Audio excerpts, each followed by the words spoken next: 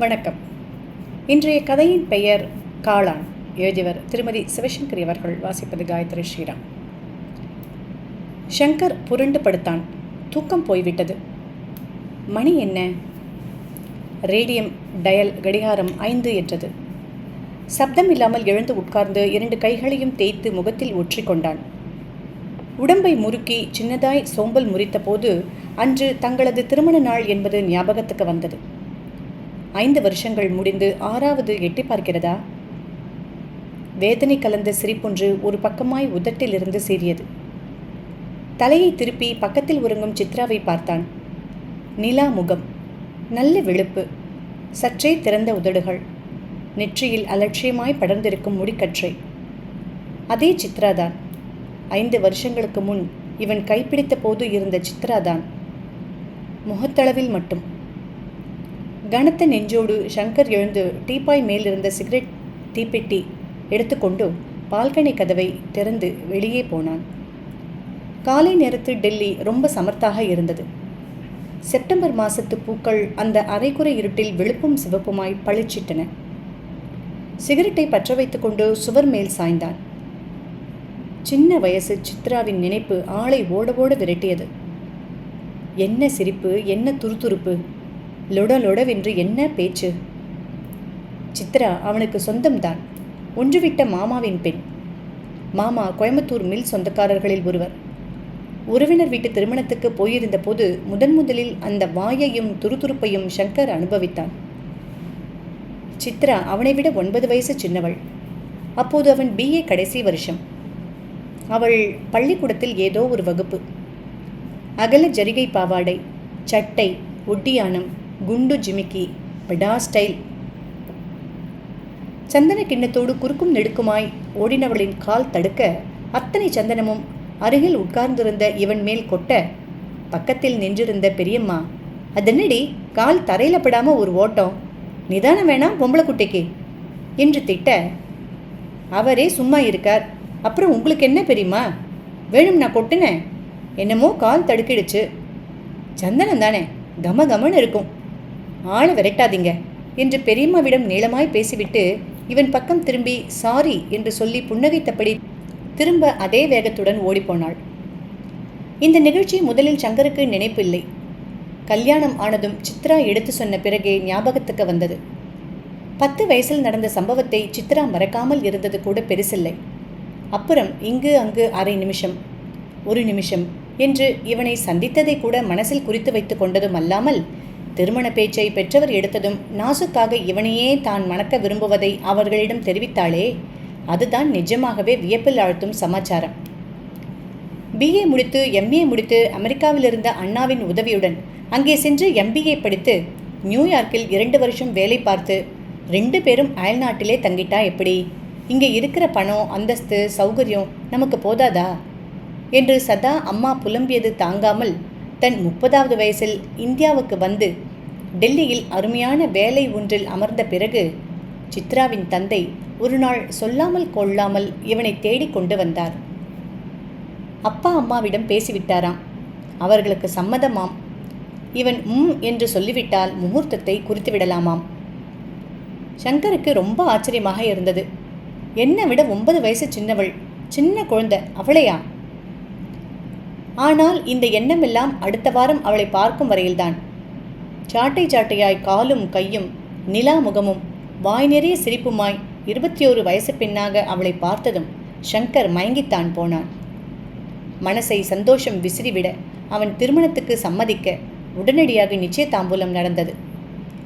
அதன் பிறகு டெல்லிக்கு புறப்படும் முன் அவளை வெளியில் அழைத்து போய் வந்த போதுதான் சித்ரா தன்னை வருஷமாய் காதலிக்கிறாள் என்பதை அவனால் புரிந்து கொள்ள முடிந்தது. ரேஸ்கோர்ஸ் மைதானத்தில் வண்டியை நிறுத்திவிட்டு அவளை பார்த்து திரும்பி உட்கார்ந்தான். சித்ரா, என்ன பாரேன். ஏதோ பாடலை முணுமுணுத்து கொண்டிருந்தவள் நிமிர்ந்தாள். வந்து, உனக்கு இந்த ஏற்பாட்டில் திருப்தி தானே? சித்ரா அழகாய் சிரித்தாள். பின், இதென்ன திடீர் சந்தேகம் என்றாள். இல்லை, வந்து நீ என்னை விட 9 வயசு சின்னவ, அந்த வித்தியாசம் உனக்கு கொஞ்சம் சங்கடமாக இருக்காலாம் இந்த காலத்தில் இவ்வளவு வயசு வித்தியாசத்தில் யாரும் அதிகமாக கல்யாணம் பண்ணிக்கிறதில்ல. அதான். சித்ரா விழிகளை விரித்து, நீங்கள் இப்படி சந்தேகப்பட்டா எப்படி என்கிற மாதிரி சங்கரை பார்த்தாள். அப்புறம் என்னமோ நினைத்து கொண்டு வாயை பொத்தி கொண்டு சிரித்தாள். என்ன சித்ரா? ஒன்றுமில்லை. Come on tell me. சித்ரா சிரிப்பை அடக்கி கொண்டு பேச முற்பட்ட போது கன்னங்கள் சிவந்து போயின. இல்லை, அப்பா தயங்கின காரணத்தையே நீங்களும் குறிப்பிட்டு சொல்கிறீங்களேன்னு நினச்சேன். அதான். அப்பா தயங்கினாரா? ஏன்? முழுசாய் ஒரு நிமிஷம் சித்ரா பேசாமல் இருந்துவிட்டு தயக்கத்தோடு சின்ன குரலில் பேசினாள். நிஜமா புரியலையா சங்கர்? என் மனசு உங்களுக்கு இன்னுமா புரியல? சரி, சில பழைய சம்பவங்களை சொல்கிறேன். அதுக்கப்புறமாவது என் மனசு புரியுதான்னு பாருங்க. உங்கள் மேலே நான் சந்தனத்தை கொட்டினேனே, அந்த நாள் ஞாபகம் இருக்கா? அப்புறம் ஒரு லீவில் கன்னியாகுமரியில் எதச்சையாக சந்தித்தோமே, அது. உங்கள் அண்ணா கல்யாணத்தில் எனக்கு எதிரில் உட்காந்து நீங்கள் உங்கள் ஸ்நேகிதாவோட சாப்பிட்டீங்களே, அது. ஒரு சமயம் உங்கள் அப்பா அம்மாவோட நீங்கள் அமெரிக்கா போகிறதுக்கு முன்னால் எங்கள் வீட்டுக்கு வந்திருந்தீங்க. அப்போ ஓ, நீ எஸ்எஸ்எல்சியா? இப்படி அப்படி டகல்பாஜா பண்ணி எப்படியோ எஸ்எஸ்எல்சி வந்துட்டேன்னு சொல்லு அப்படின்னு கேலி பண்ணப்போ நான் டகல்பாஜானா என்னன்னு புரியாமல் முழித்தேன். இது கூடவா தெரியாதுன்னு மேலே மேலே சீண்டினீங்களே, அது. எப்பவோ என்றோ நடந்துவிட்ட காசு பெறாத விஷயங்களை மனசில் பதித்து கொண்டு ஒவ்வொன்றாய் சித்ரா எடுத்துச் சொல்ல, உங்களை பல வருஷங்களாக காதலித்து வருகிறேன் என்று அவள் சொல்லாமல் சொல்வது புரிய சங்கர் நிர்விழ்ந்து போனான். மறுமாசம் ஒரு வெள்ளிக்கிழமை திருமணம் தடபுடலாய் நடந்தேறியது. டெல்லியில் உடனடியாய் தனி கொடுத்தனம். தேனிலவுக்கு காஷ்மீர் போனார்கள். தால் ஏரியில் படகு வீட்டில் தங்கின ஒரு இரவில் அவன் மடியில் முகம் புதைத்து இந்த கல்யாணம் நடக்குமா நடக்காதா என்று தான் பயந்து நடுங்கின நாட்களை பற்றி சித்ரா சொன்னாள். நீங்கள் அமெரிக்காவில் இருந்தப்ப நான் ரொம்ப தவிச்சிருக்கேன் சங்கர். ஏன்? சொல்ல மாட்டேன், என்னை கேலி பண்ணுவீங்க. சொல்லுமா. கேலி பண்ணக்கூடாது. Okay, promise? ப்ராமிஸ். அங்கேயே ஒரு அமெரிக்கனை நீங்கள் கல்யாணம் பண்ணிக்கிற மாதிரி நினச்சிப்பேன். ரொம்ப கஷ்டமாயிடும். அந்த நினைப்பு இப்போதும் வேதனைப்படுத்துகிற ரீதியில் கண்களில் கலக்கம், குரலில் பிசிறு. என்ன பெண் இவள்? பிடித்து கொண்டிருந்த சிகரெட்டை அணைத்துவிட்டு சித்ராவை சங்கர் மார்பு மீது இழுத்து கொண்டான். அப்படி என்கிட்ட என்ன இருக்கு சித்ரு டார்லிங்? நீ வருஷக்கணக்காக எனக்காக உருகி காத்திருக்கிற அளவுக்கு என்கிட்ட என்னம்மா இருக்கு? இப்படி குறுக்கு கேள்வி கேட்டால் எனக்கு பதில் சொல்ல தெரியாது. நினைவு தெரிஞ்ச நாளாக உங்களை காதலிச்சிருக்கேன், இப்போவும் காதலிக்கிறேன், எப்பவும் காதலிப்பேன், அவ்வளவுதான் சொல்ல தெரியும். இந்த அன்பையும் இந்த மனசையும் நினைத்து சங்கர் புலகாங்கிதம் அடைந்த நாட்கள் தான் எத்தனை! ஒரு வருஷம் ஓடின ஓட்டம் தெரியவில்லை. அந்த ஒரு வருஷத்தை தான் எப்படியெல்லாம் கழித்தார்கள். வெள்ளிக்கிழமை என்றால் வார வெட்டிங் டே, 2ஆம் தேதி என்றால் மாச வெட்டிங் டே. பணம், அன்பு, இளமை, ஆர்வம் எதற்கு பஞ்சம்? ஒன்றுமில்லை. அப்புறம் சந்தோஷத்துக்கு கேட்க வேண்டுமா? முதலாவது திருமண நாளை கொண்டாட லீவ் எடுத்துக்கொண்டு ஊருக்கு போனார்கள். 10 நாள் கோயம்புத்தூரில் சித்ராவின் பெற்றோருடன், 10 நாள் தூத்துக்குடியில் அவன் அப்பா அம்மா வீட்டில். ரொம்ப நாட்களுக்கு மண்டையை உடைத்து கொண்டு விட்டு சங்கர் சின்ன இதய வடிவிலான வைர மோதிரத்தை அவளுக்கு பரிசளித்தான். டிஷ்யூ பேப்பரை பிரித்து மோதிரத்தை கையில் எடுத்தவளுக்கு ஏக மகிழ்ச்சி. எனக்கா? எங்கே, எப்போ பண்ணீங்க சங்கர்? ஓ, ரொம்ப அழகாக இருக்கு.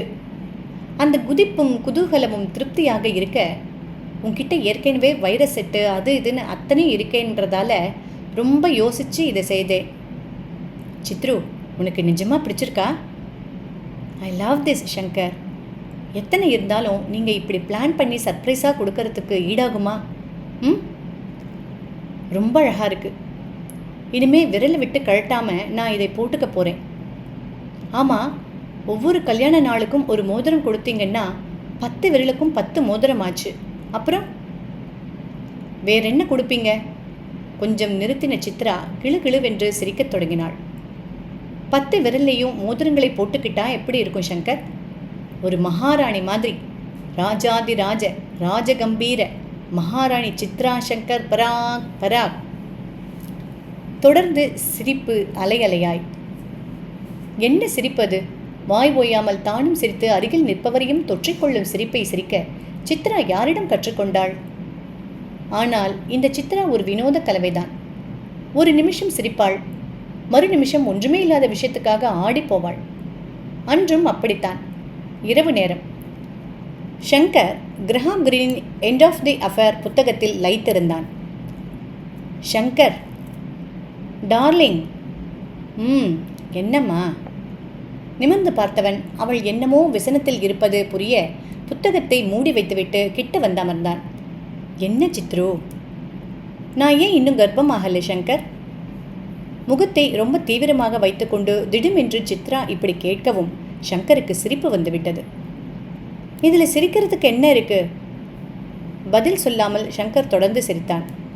நான் எவ்வளவு வேதனையாக பேசுகிறேன்னு உங்களுக்கு புரியல ஷங்கர். புரிச்சிருந்தா இப்படி சிரிக்க மாட்டீங்க. நம்மோட கல்யாணமான சபிதாக்கு பிள்ளை பிறந்தாச்சு. 2 மாதம் கழித்து மேரேஜ் ஆன ஊர்மிளாக்கு இப்போ 4 மாதம். ஹே, நிறுத்து.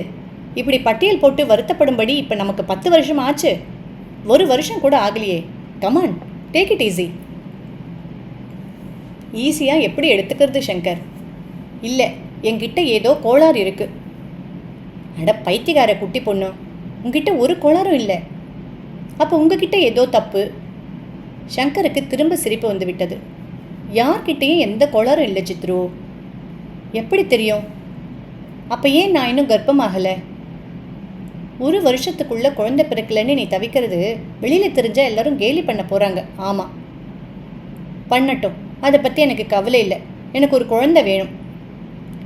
பேசினவளை இழுத்து முகத்தோடு முகம் வைத்து கொண்டான் ஷங்கர். நீயே ஒரு குழந்தை, உனக்கு குழந்தை ஆசையா?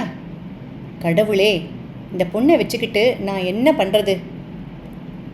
சரி, சீரியஸாக பேசலாம். உனக்கு குழந்தை வேணும், ரைட்? ஓகே. எத்தனை குழந்தை பெற்றுக்க நீ ரெடி சித்ரு? 1/2 டசன்? நீ ஊம்னா நானும் தயார். என்ன குட்டி பொண்ணு? விளையாடாதீங்க ஷங்கர். துடிக்கும் உதடுகளும் கெஞ்சும் கண்களும் பார்க்க பாவமாக இருக்க மனைவியை அணைத்திருந்த பிடியை ஷங்கர் இருக்கினான். எத்தனை ஆசைகள் சித்ராவுக்கு! வதவெதவென்று குழந்தைகள் வேண்டாமாம். ஒரு பெண் ஒரு பிள்ளை போதுமாம். பிரமாதமாக இருவரையும் படிக்க வைப்பதோடு பெண்ணுக்கு நாட்டியம் பாட்டு கற்றுத்தர வேண்டுமாம். பிள்ளையை NCCயில் சேர்த்து டென்னிஸ் சாம்பியன் ஆக்க வேண்டுமாம். அப்புறம் 2 பேருக்கும் நீச்சல், பியானோ, குதிரை ஏற்றம் என்று அத்தனையிலும் பயிற்சி தந்து ஆல்ரவுண்டர்களாக்க வேண்டுமாம். ஷங்கர் சித்ரா பசங்களா புத்திசாலி குழந்தைகளாச்சே என்று ஊர் புறாவும் மூக்கில் விரல வைக்க வேண்டுமாம். இன்னும் இன்னும் ஜனனமே இல்லாத எத்தனை ஆசைகள்! ஒன்று கூட நிஜமில்லாமல் போன எத்தனை நிழல்கள்! முதல் திருமண நாள் ஆன மறுமாசம் சித்ராவுக்கு காரணமில்லாமல் ஜுரம் வந்தது. 103, 4, 2 நாளில் சித்ரா துவண்டு போனாள். இடுப்பு, கால்களில் குடைச்சல், தலைவலி. ஃப்ளூவா இல்லை டைஃபாய்டா? ஊர் பூராவும் இப்போ டைஃபாய்டு தான் என்று சொல்லிக்கொண்டே 4ஆம் நாள் டாக்டர் வைட்டாலின் டெஸ்ட் எடுத்தார். 6ஆம் நாள் கால் மரத்து போன மாதிரி இருக்கு என்றாள் சித்ரா. மேற்கொண்டு 2 நாட்கள் ஆவதற்குள் இடுப்பை அசைப்பது திருப்புவது பிரம்ம பிரயத்தனமாய் இருந்தது. அப்புறம் என்ன? முதுகுத்தண்டில் வைரஸ் அட்டாக். ஏன் வருகிறது, எப்படி வருகிறது, எதனால் வருகிறது என்று இன்று வரை வைத்தியத்துறை புரிபடாமல் டிமிக்கி கொடுக்கும் வைரஸ் நுண்கிருமிகள் சித்ராவின் முதுகுத்தண்டில் புகுந்து கொண்டு அதை பாதித்ததில் நினைத்த நினைப்பில்லாமல் அவள் இடுப்புக்கு கீழே சுவாதீனத்தை இழந்துவிட்டாள் என்பதை அறிந்தபோது ஷங்கரும் உற்றோரும் அதிர்ந்து தான் போனார்கள். எதனால் இப்படி ஆச்சு டாக்டர்? அப்படி கூட ஒரு வைரஸ் உண்டா? ஒரு அறிகுறி இல்லாம, மருந்துகளுக்கு கட்டுப்படாம முதுகுத்தண்டை தாக்கி பாரிச வாயுவை உண்டாக்குறது சாத்தியமா? எந்த சிகிச்சையும் சரிப்படாதா? பணம் பெருசில்லை டாக்டர், எவ்வளவு செலவழிஞ்சாலும் பரவாயில்லை டாக்டர். என்ன துடித்து என்ன, எத்தனை வைத்தியம் பார்த்து என்ன, ஒன்றுக்கும் கடுகத்தனை பலன் கூட இல்லாமல் போனது தானே நிஜம். தனியாக இருந்து டெல்லியில் அவஸ்தப்பட வேண்டாம், இங்கே கோயம்புத்தூருக்கு கூட்டி வந்துடுங்க. என் ஃபேக்ட்ரி பொறுப்பை நீங்கள் ஏற்றுக்கிட்டு இங்கேயே இருந்துடுங்க. நாங்கள் கிட்ட இருந்தால் உங்களுக்கு தெம்பாக இருக்கும். ஆமாம்ப்பா, அவங்க சொல்கிறதும் நியாயம்தான். ஒன்று அங்கே போ, இல்லை நம்ம ஊரோட வந்துடு. 2 பக்கமும் பணங்காசுக்கு பஞ்சம் இல்லை. நீ ஒண்டியாக தவிக்க வேணாம். நாங்கள் யாராவது உங்கள் கூடவே தங்கிடலாம்னு பார்த்தா அவங்களுக்கு குடும்பம், ஃபேக்டரி, நிலம், நீச்சுன்னு பொறுப்பு இருக்குது. அத்தனையும் விட்டுட்டு வர முடியாது. அதனால் நீ சித்ராவோட நம்ம பக்கம் வந்துடுறது தான் எல்லாருக்கும் நல்லது. சித்ராவை பெற்றவரும் இவனை பெற்றவர்களும் எவ்வளவோ கெஞ்சினார்கள். சங்கர் அசைந்து கொடுக்கவில்லை. எனக்கு போதுமான அளவு சம்பளம் வருது, கம்பெனியில் ஆள், வீடு கொடுத்துருக்காங்க. இப்போதைக்கு இதெல்லாம் வச்சுக்கிட்டு என் மனைவியை என்னால் சௌக்கியமாக பார்த்துக்க முடியும். ஏதாவது உதவி தேவைப்பட்டால் கண்டிப்பாக நானே கேட்குறேன். தயவு செஞ்சு எங்களுக்காக யாரும் அளவுக்கு மீறி பரிதாபப்படாதீங்க. சித்ரா இப்படி ஆயிட்டதை நான் பெரிய குறையாக நினைக்கல. அதனால் நீங்களும் பெருசு பண்ணாமல் எங்களை நிம்மதியாக இருக்க விடுங்க. பெரியவர்கள் இந்த பதிலால் வாயை மூடிக்கொண்டு விட்டார்கள். ஆனால் சித்ரா 6 மாதம் பேசாமல் இருந்தாள். அப்புறம் தன் இயலாமை தனக்கே தாங்க மாட்டாமல் போக அவனிடம் கெஞ்சினாள். என்னை விவாகரத்து பண்ணிடுங்க. ஆயுசு பூராவும் என்னோடு அவஸ்தப்படணும்னு உங்களுக்கு தலையெழுத்தா? ஒரு சுகமும் தர முடியாத என்னால் உங்களுக்கு பிரயோஜனமே இல்லை. Please Shankar, please. நான் நல்ல யோசனை பண்ணிட்டு தான் பேசுகிறேன், ப்ளீஸ். சீறிக்கொண்டு எழுந்த கோபத்தை அடக்கினபடி சங்கர் கேட்டான், நீ என்னை விரும்புறியா சித்ரா? ரொம்ப. என்னைக்கும்? நான் சாகிற வரைக்கும் சங்கர். அப்போ எனக்கு இந்த மாதிரி அட்டாக் வந்திருந்தா நீ என்ன பண்ணியிருப்ப சொல்லு? விவாகரத்து செய்துட்டு வேற ஒருத்தனை கல்யாணம் பண்ணிப்பியா? ஏன் இப்படி பேசுகிறீங்க சங்கர்? பின்ன என்ன மட்டும் ஏன் வித்தியாசமாக நினச்சி நீ பேசுகிற? சித்ரு, உன்னை கவனிக்கிறது எனக்கு சுமையாக இல்லை. நீ இப்படி படுத்த படுக்கையாக இருக்கிறது எனக்கு எந்த விதத்துலையும் கஷ்டமாக இல்லை. நான் உன் மனசை காதலிக்கிறேன், உன் உடம்பு இல்லை. இது உனக்கு ஏன் புரியல டார்லிங்? விசித்து விசித்து அழுத வண்ணம் அன்று சித்ரா கணவனை இறுக அணைத்து கொண்டாள். அதன் பிறகு அவள் இது குறித்து எதுவும் பேசினவள் இல்லை. ஆனால் ஸ்ரத்தையுடன் மருந்துகளை சாப்பிட்டாள். கொஞ்சமாவது தன் உடல்நிலை தேர வேண்டும் என்ற பிடிவாதத்தோடு பிசியோதெரப்பி பயிற்சிகளை விடாமல் செய்தாள்.